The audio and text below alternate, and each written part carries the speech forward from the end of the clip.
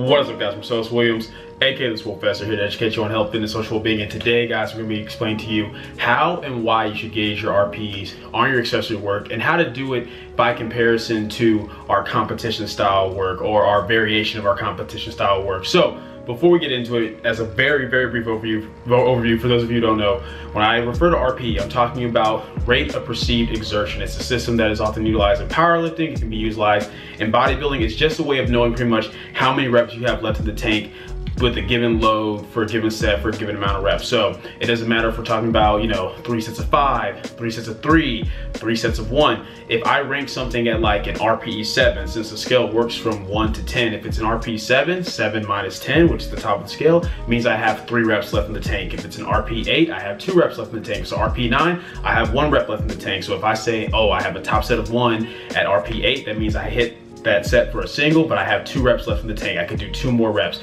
If it's 3 sets of 10 at RPE 7, that means that for each set that I do for 10 reps, I feel like I have 3 reps left in the tank. So that's what the RPE system is in a very quick nutshell. I've done other videos going into more detail over that. You guys see it when I break down my programming, everything like that. So you guys can check out those videos if you're more curious about like how the system works.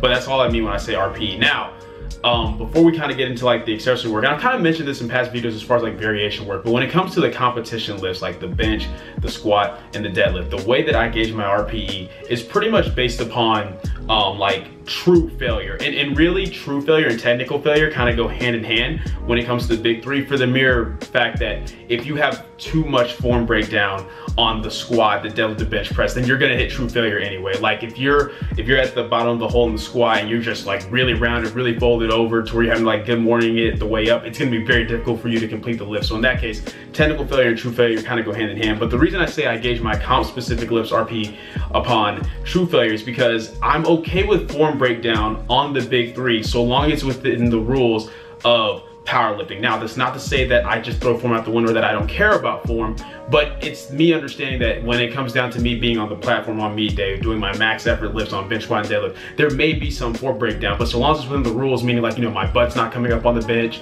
I'm not hitching the bar on the way up for the deadlift, I'm making sure I'm hitting depth on squats, then minor form breakdowns, like, if my elbows slightly come out of position on a bench press, or, if my knees feel like they're gonna cave in a little bit on a squat, or if like my background's a little bit on the deadlift, so long as I'm able to complete the lift, get the way from point A to point B, then that's how I gauge my RPE. So let's say I'm doing a set on like bench press, for example, and it's like, let's just say it's like a set of 3 or 5, whatever it may be, at like RPE 7. Even if like on that 5th rep, if my elbows flare out a little bit, if I know, hey, I could still get 3 more reps, I would have a little bit of that elbow flare, but I could still get 3 more reps. I could still, pause it on my chest and complete the lift. And that is my RPE 7, because it's based upon true failure, not so much, oh, well, that's like RPE 10 for me because, my elbows flared out a little bit. I don't worry so much about that when it comes to big three if there's some form breakdown in that nature, just because of the nature of powerlifting as a whole when it comes to that. Now, just to emphasize once more,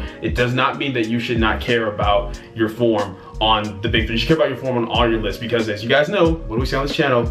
Proper form allows us to lift stronger for longer. Not only is it gonna help you with just overall injury prevention and feeling healthier on these lifts, but you're gonna move the weight more efficiently, be able to move more total weight in the long run if you're focused on proper form. So just wanna make that very clear. Now, with that being said, when it comes to my accessory work, whether it's like a pin lay row or like a dumbbell curl, it doesn't matter what it is. When it comes to my accessory work, guys, I gauge my RPE based upon technical failure. And the reason being, guys, is we have to remember the purpose of accessory work. There's numerous benefits to it, which once again, I've done videos over that, but if you want to think about it from the standpoint of like, okay, this accessory work, like I'm doing the pin lay row, like it's twofold. I'm doing the pin lay row for the purpose of producing additional volume on the muscles involved in the pin lay row, like my upper back, my lats, my biceps. I'm trying to get additional volume and workload on the pin lay row, as well as it's helping me to work on things like positioning, like for my conventional deadlift. It's allowing me to really work on that proper retraction that I'm gonna need to have on the bench press, which is why I try to pull the bar to the same point as I do when I do my bench press with the pin lay row.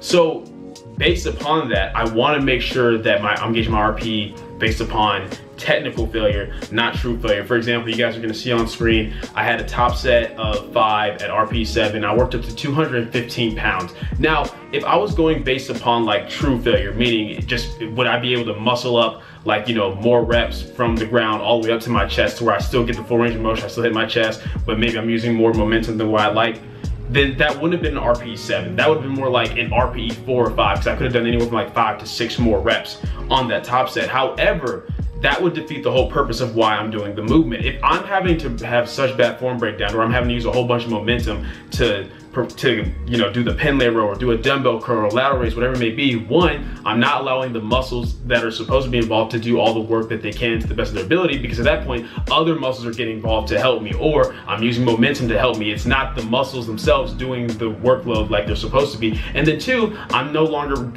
worried about like the function of the movement. Like I'm no longer focused on making sure that I'm properly retracting. I'm just like swinging the weight on the way up, and that's not what I'm trying to do. Whereas on the bench, the squat, the deadlift, yes, I'm literally trying to move the weight from point A to point B. So long as I'm within the confines of the rules, that is the most important thing that matters. But when it comes to the accessory work, I'm trying to use it for additional volume to build up these muscle groups. So I can't really do that if I'm just focused on like just adding weight and moving the weight from point A to point B. It's not to say that I'm not trying to gradually, progressively overload on these movements. I definitely am. Like I want my pen lay row to, you know, get back up to where it used to be, like close like to the 290, stuff like that. But I want it to be with very strict proper form. I want to get stronger on my curls. I want to get stronger on my lateral raises, my tricep press down. So over time, I'm still adding load to the bar. I'm adding weight to those movements, but not at the cost of form. So when I'm gauging my RPEs, I'm doing it on the basis of technical breakdown. Now, as for why you would want to incorporate RPE with your accessory works at all, it's because whether I'm doing like, you know, 3 sets of 8 on accessory movement, 3 sets of 10, 3 sets of 12, you guys have to remember, as Brent and I went over in our fatigue series,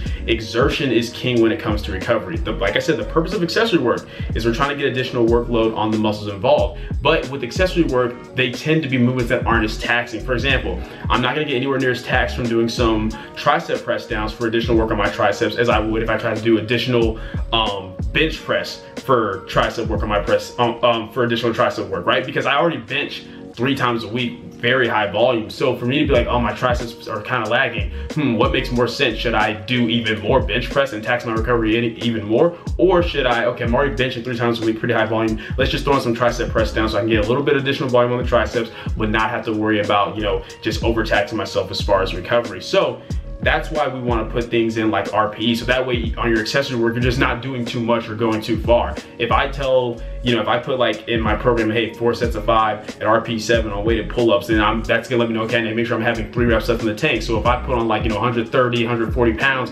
and that's more like an RPE 9, okay, I'm overexerting myself. I'm wasting more energy on this accessory movement than what I need to. So it lets me know I need to drop the weight, and so I can be at a true RPE 7. So that's why it's important to actually use RPE when it comes to your accessory work, depending on what we're doing. Now, if we're doing something like mile reps, you know, that's fine because you're using a weight to slide down to where you're able to get like, you know, 15 to 20 reps on that first set, and then you're just going to failure on the, you know, the next 2 to 3 sets. And with mile rep work, it's usually, those are usually on our isolation accessory moves. You're usually not gonna do mile reps on like, you know, your incline dumbbell press or your pen lay rows. Those are usually gonna be used for like, you know, your isolation movements and maybe some machine-based compound movements like seated cable rows, something of that nature, which you guys have seen me do before.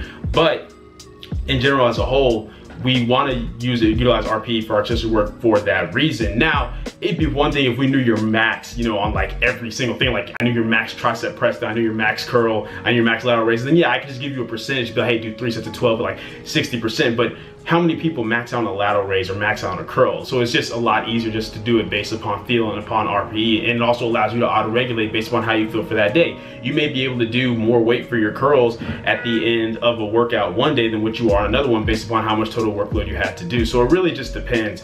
But that's why the RPE system is so valuable when it comes to our accessory work. Now, as for variation work, I've already kind of explained this before in a previous video, but how you're gonna gauge RPE on your variation work is very much dependent on why you are doing it. If you're, let's say for example, because like I said, not all of your power lifters, maybe your main movements aren't the bench, squat, in the deadlift. Maybe you're focused on like the front squat and your focus really is like, hey, I want to get this strong for like a heavy max single. Then you would gauge the RPE on the front squat the same way I described how you would on your comp list, based upon, you know, yeah, make sure you're hitting depth and stuff like that.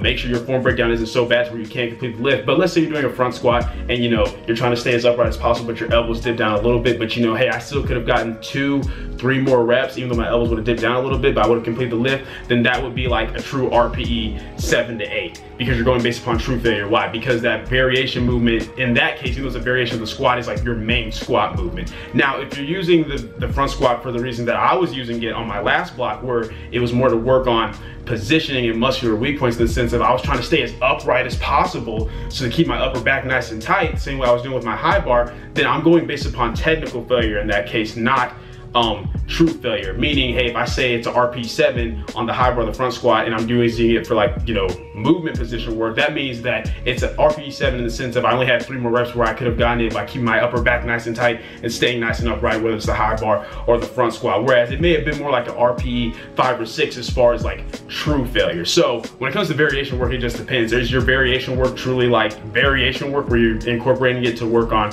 movement development or muscular weak points, or is it just, hey, this is a variation of the usual movement, the squat, the bench, or whatever, but I'm trying to just really build up my strength on this specific movement. That's kind of my main movement. So that's going to determine if you go based upon technical failure on the basis of your RPE or true failure. But yeah, that's pretty much it, guys. I know it's a pretty simple concept, but it's one that I think a lot of people get confused about. I get asked questions about this all the time from like people who see me putting RPs with my accessory work on my Instagram stories. It's a question that clients often have, and it's something that I feel like a lot of coaches don't even actually utilize. They'll give you RPs for like your main work, but not really for your accessory work, and they kind of just let you, you know, roam free with your accessory work. But you got to remember, like, you always have to have a why for everything that you do. Your accessory work, your variation work, all of it, it's tools, and you want to make sure that you're properly utilizing those tools. But yeah, that's it for the video. Hope you guys enjoyed it. If you did, go ahead and leave a comment down below, let me know what you did. If you're not, leave a comment down below, let me know what I can do to get better. Like the video, share, subscribe. Keep it simple, specific, scientific.